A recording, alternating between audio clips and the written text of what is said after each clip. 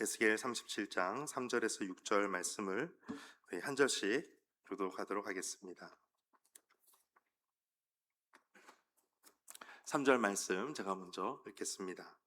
그가 내게 이르시되 인자야 이 뼈들이 능히 살 수 있겠느냐 하시기로 내가 대답하되 주 여호와여 주께서 아시나이다. 또 내게 이르시되 너는 이 모든 뼈에게 대언하여 이르기를 너희 마른 뼈들아 여호와의 말씀을 들을지어다. 주 여호와께서 이 뼈들에게 이같이 말씀하시기를 내가 생기를 너희에게 들어가게 하리니 너희가 살아나리라. 너희 위에 힘줄을 두고 살을 입히고 가죽으로 덮고 너희 속에 생기를 넣으리니 너희가 살아나리라. 또 내가 여호와인 줄 너희가 알리라 하셨다 하라. 아멘. 주님의 말씀입니다. 우리 가슴에 손을 얹고 믿음으로 함께 선포하겠습니다. 하나님을 만나면 살아납니다. 예수님을 믿으면 행복합니다. 성령님이 임하면 가능합니다. 할렐루야. 아멘. 선포하신 대로 되실 줄 믿습니다. 오늘 본문의 말씀은 사방이 가득 가려 있는 아주 꽉 막힌 그러한 거대한 골짜기를 배경으로 하고 있습니다. 특별히 그곳에는 바닥에는 마른 뼈들이 가득 수북히 쌓여 있습니다. 몇 명인지 알 수 없을 만큼의 모든 해골이 가득 차 있습니다. 단 1%의 희망도 없는 그곳이 바로 이 골짜기였습니다. 실제로도 주전 586년에 북지 이스라엘은 722년에 다 멸망하고 남쪽 유다로 주전 586년에 바벨론의 포로로 붙잡혀가고 이스라엘은 완전히 폐허가 됩니다. 나라의 모든 빼앗기고 포로로 끌려가고 왕은 눈이 뽑히고 다 죽음을 맞게 됩니다. 고향으로 돌아갈 가능성도 전혀 없습니다. 국가를 다시 세울 힘도 전혀 없습니다. 소망이라고는 전혀 없는 상태입니다. 그런데 그 가운데 하나님께서 주권자 되심을 알리시기 위해서 데리고 가신 곳이 있는데 그것이 바로 골짜기라는 곳이었습니다. 그 골짜기라는 뜻을 보니까 지진이 일어나서 산산조각난 그런 상태, 그런 곳을 그 골짜기라는 단어를 씁니다. 그러니까 그곳에서는 습기도 없고 메말라서 시체도 다 마르고 부패하고 이제는 더 이상 1%의 미생물도 살 수 없는 그러한 아주 건조한 황량한 곳을 의미하기도 합니다. 특별히 그 당시에 또 지금도 마찬가지지만 시체가 가득 쌓여 있다라고 하는 것을 보면 그 당시에 그 화장 문화 또 매장 문화 이것을 보면 더 이해가 쉽습니다. 지금은 우리가 대부분 장례식을 치를 때 화장을 많이 합니다. 그런데 그 당시에는 화장을 하지 않습니다. 불로 태워서 화장한다는 것은 시신을 훼손하는 행위로, 불경건한 행위로 인식을 합니다. 그래서 그것을 하나님의 심판 혹은 하나님의 형벌로 인식하기 때문에 불을 태워서 화장하는 그런 장례 문화가 아니었습니다. 그럼 어떻게 했는가? 그 당시에는 자연 동굴을 찾거나 아니면 동굴을 만들거나 그곳에 그 시신을 그 납작한 돌에, 평평한 돌에 위에 올려놓는 것입니다. 시간이 지나면 당연히 향유를 붓기도 하고 또 산배로 쌓여있는 그 시체가 점점 부패하고 말라서 결국은 해골만 딱 남습니다. 그리고 시간이 어느 정도 지나고 나면 사람들은 그것을 다시 찾아갑니다. 그래서 그 모든 뼈만 남은 것을 가지고 돌 항아리에 갖다가 넣습니다. 붓습니다. 그래서 뼈 보관소라고 하는 그 항아리에 그 뼈를 다 붓습니다. 그래서 우리가 성경에 보면 자주 쓰는 표현 중에 누가 죽고 나서 그들의 조상에게로 돌아가니라 이런 표현을 합니다. 말 그대로 영적인 의미도 있지만 그 조상에게로 돌아갔다라고 하는 것은 그들의 조상이 뼈가 묻혀있는 그곳에 그 뼈가 같이 부어졌다라는 의미도 함께 가지고 있습니다. 특별히 뼈들이 수북히 쌓여 있을 정도라면 뭔가 특별한 일이 발생한 것입니다. 전쟁에 의해서 어떤 참패를 냈거나 아니면 대학살이 이루어졌거나 그 시신조차도 방치해서 장례를 치를 수 없을 만큼의 치욕적인 그러한 수치를 말하기도 합니다. 또한 수십 년 동안 많은 세월 동안 방치되었던 그곳을 의미하기도 합니다. 국가적인 정체성도 그 시대적인 맞춰서 아무런 소망이 없는 바로 마른 뼈에 골짜기의 마른 뼈와 같은 그러한 모습이었습니다. 소망이라고는 1%로 찾아볼 수 없는 것, 그것이 바로 골짜기의 마른 뼈라고 하는 그 상태입니다.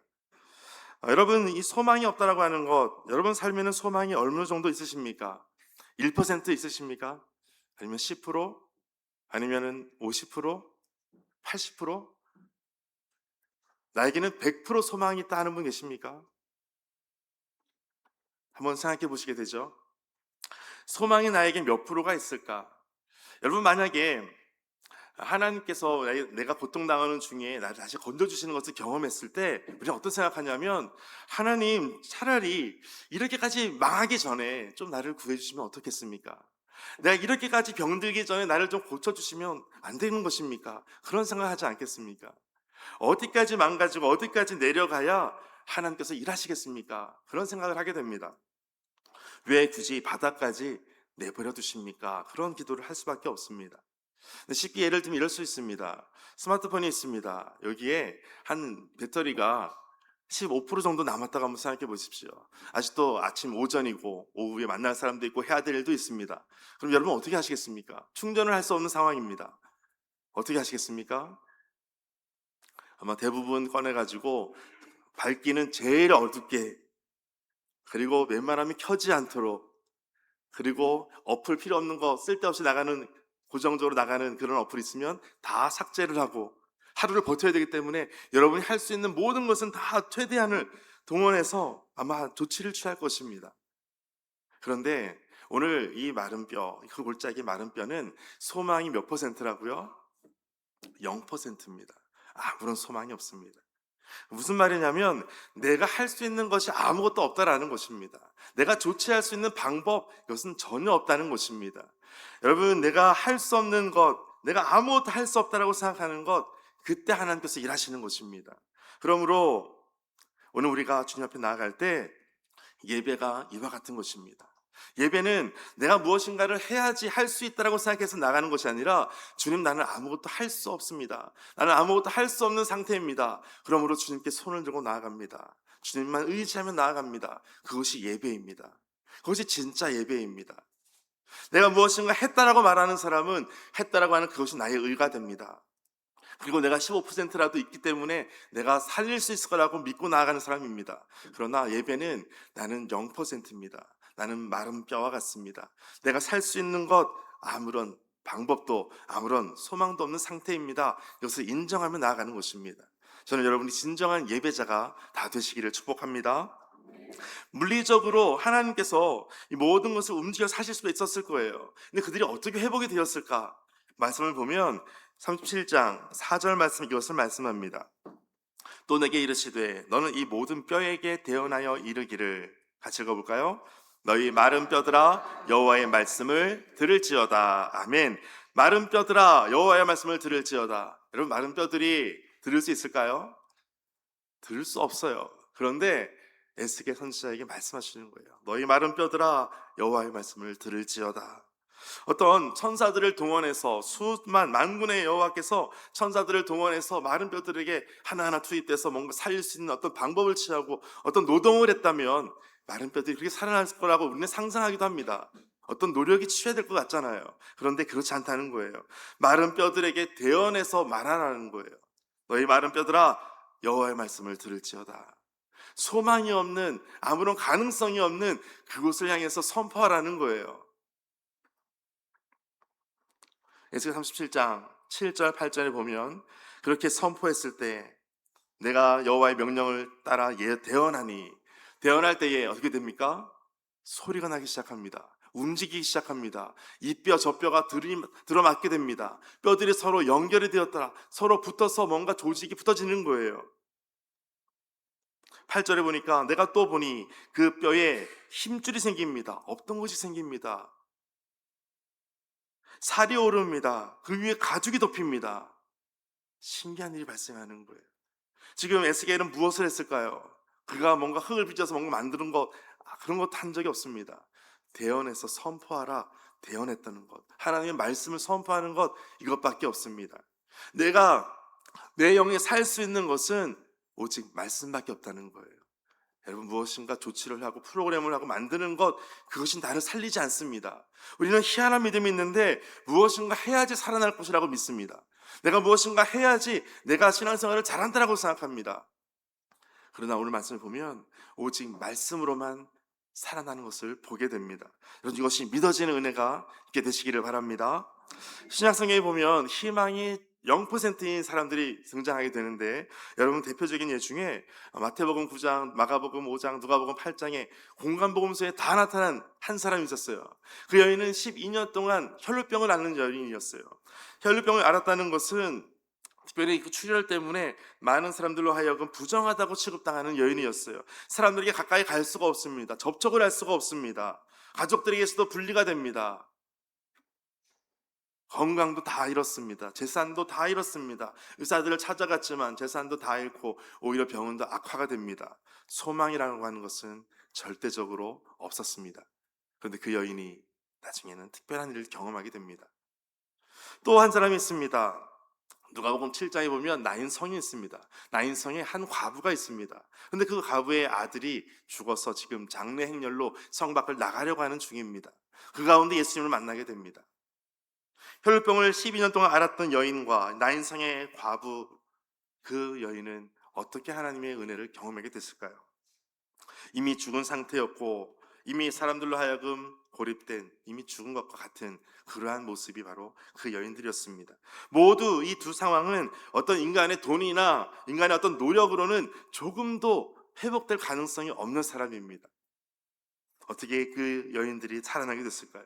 소망이 0%였던 그들에게, 그 자신에게는 소망이 없었지만 예수님께 소망 있는 것을 붙잡고 나아가게 됩니다. 예수님의 옷자락을 붙잡음으로 예수님께서 치유의 능력을 그 여인에게 보내시게 됩니다. 능력이 빠져나가신 것을 아셨습니다. 그리고 예수님께서 그 죽은 청년에 대해서, 나인성의 과부의 아들에 대해서 관에 손을 얹고 청년에게 말합니다. 내가 내게 말하노니 일어나라. 그때는 예수님께서 아무것도 어떤 행동을 하지 않습니다. 말씀만 하십니다. 말씀만으로도 그 여인들은 치유를 경험하게 됩니다. 하나님께서 말씀하시는 그 은혜가 내 영혼을 살리는 유일한 길임을 여러분 믿고 나가시기를 바랍니다. 여러분이 한 말씀만 하시면 내가 살아날 수 있습니다. 주님 한 말씀만 하시면 내 영이 살아나고 내 육이 살아납니다. 질서가 회복됩니다. 이것이 믿음으로 경험하는 거예요. 오직 하나님의 말씀으로 되는 거예요. 하나님께서 말씀하셨더니, 말씀을 대언했더니 뼈들이 들어맞고 힘줄이 생기고 살이 오르고 가죽이 덮이고 겉모습이 사람으로 똑같이 됩니다. 그런데 문제는, 그러나 아직까지는 그 안에, 그 속에 생기가 없더라. 생기가 없다는 거예요. 보일 때에는 똑같이 사람입니다. 그냥 잠자고 있는 것처럼 보입니다. 그런데 생기가 없어요. 생기가 없다는 것은 여전히 죽은 존재, 시체라는 거예요. 겉모습은 똑같은 사람처럼 보이지만 그 속에 생기가 없다는 거예요. 예배하는 것도 마찬가지입니다. 예배하는 자리에 똑같이 앉아있고 하나님의 말씀을 똑같이 듣는 것 같지만 영이 자라는 사람이 있어요. 회복되는 사람이 있어요. 점점 더 성장하는 사람이 있어요. 그러나 점점 더 후퇴하는 사람도 있어요. 아무런 변화가 없는 사람이 있습니다. 왜 그럴까요? 그 안에 생기가 없기 때문에 그래요. 그럼 생기가 무엇일까요? 생기는 생명의 근원을 의미합니다. 처음 창세기 때에도 아담과 하와를 만드시고 그 안에 생기를 불어넣으십니다. 바람을 불어넣으셨다는 거예요. 그리고 그가 살아있는 영이 된지라 살아있는 사람이 된 거예요. 모든 무기력한 나의 심령에 잃어버린 기쁨이 있다면, 잃어버린 생동감이 있다면 이것을 회복하기 위해서 가장 중요한 핵심 키가 있는데 그것이 바로 생기를 불어넣는 거예요. 근데 그 생기를 누가 넣을까요? 내가 넣지 않아요. 하나님께서 하시는 거예요. 사람이 살아가는 것, 사람이 살 수 있는 것, 내가 노력해서 살지 않아요. 내가 어떤 노력을 했어도 내가 살리는 것이 아니라는 것을 오늘 말씀을 통해서 깨닫는 거예요. 내가 살고 죽는 이 중요한 시간이 바로 그 예배라는 것입니다. 예배 때 하나님을 만나게 되시기를 바랍니다. 여러분, 다른 누군가를 만나는 것이 아니에요. 하나님 만나는 것이 유일한 살 길이라면 예배 때 그 한 분을 만나는 거예요. 그 높이 계신 그분을 만나는 거예요. 이 죽음의 골짜기에서 어떻게 우리가 살아날 수 있을까? 단 한 가지, 하나님의 말씀이 선포되었고 하나님의 생기가 없었던 그들에게 하나님께서 생기를 불어넣으시는 거예요. 그것이 살아나는 유일한 방법입니다. 우리 무너졌던 모든 제단이나 모든 예배나 모든 가정마다 살아날 수 있는 유일한 방법은 하나님 말씀하여 주옵소서. 하나님 명령하여 주옵소서. 살아나라라고 말씀하여 주옵소서. 이것이 유일한 우리의 소망이 되시기를 축복합니다. 여러분, 이제 그러면 이렇게 살아난 그 많은 수많은 사람들, 그들은 이제 어떻게 살아가게 될까요? 살아는 났어요. 이제 너희는 살아났으니까 다시 맛있는 거 먹고 좋은 데 가고 걱정 없이 기쁨 가운데 열심히 살아가라. 그렇게 하지 않으셨어요. 살아난 목적이 있지 않겠습니까? 하나님께서 하셨다면, 하나님께서 내 삶과 내 가정과 내 어떤 상황 속에서 무엇인가 일을 하셨다면 하나님의 일이 있으신 거예요. 하나님의 목적이 있으신 거예요. 무엇이었을까요? 그 뒤에 말씀에 이렇게 기록되어 있습니다. 에스겔 37장 10절 말씀에 보면 같이 한번 읽어볼까요? 이에 내가 그 명령대로 대언하였더니 생기가 그들에게 들어가매 그들이 곧 살아나서 일어나 서는데 극히 큰 군대더라. 아멘. 극히 큰 군대가 되었다. 여러분, 군인들의 열병식 하는 걸 보신 적 있으시죠? 수많은 군인들이 열병식 하면서 줄을 맞추고 각을 맞추고 선 하나 정확하게 맞춥니다. 그 훈련 연습하는 데만 3개월 이상이 걸립니다. 그런데 마른 뼈들이 힘줄이 생기고 살이 붙고 가죽이 붙고 생기가 불어져서 수많은 사람, 셀 수 없는 사람들이, 죽었던 사람들이 이제는 군대가 됐다는 거예요. 그들이 살아난 목적은 군대라는 거예요. 다시 군대가 되어서 무엇을 할까요? 왜 군대가 되었을까요? 그 당시 배경을 보면 포로로 다 붙잡혀갔어요. 나라가 다 망했습니다. 끔찍한 시대적인 상황을 에스겔은 다 보는 거예요. 포로 시대 때 외쳤던 선지자들이 2명이 있었습니다. 다 결결할 때였잖아요. 그래서 다니엘과 에스겔입니다. 다니엘과 에스겔 선지자는 포로 중에 외친 선지자들이에요. 그러니까 그들이 외쳤던 그 시대적인 상황은 이 절망의 골짜기, 마른 뼈들이 묻혀있는, 수북히 쌓여있는, 소망이 전혀 없는 그런 골짜기 가운 이러한 시대를 다 보여주고 있는 거예요.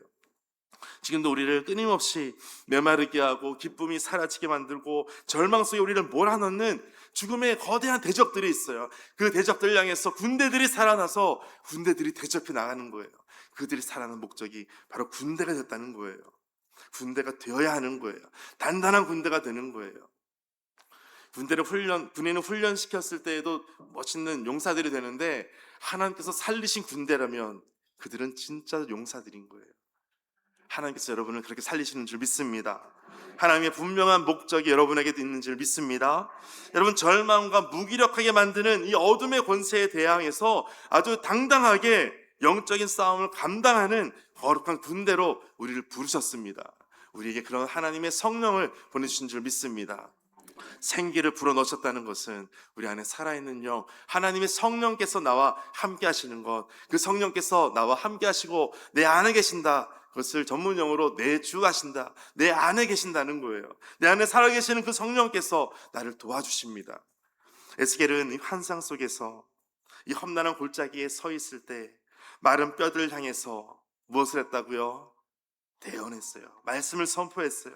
일상의 절망 앞에서 여러분이 해야 될 것이 무엇이냐면 절망에 대해서 선포하는 거예요. 절망아 떠나가라 말씀하는 거예요. 내 모든 삶의 마른 골짜기야 다시 살아나라.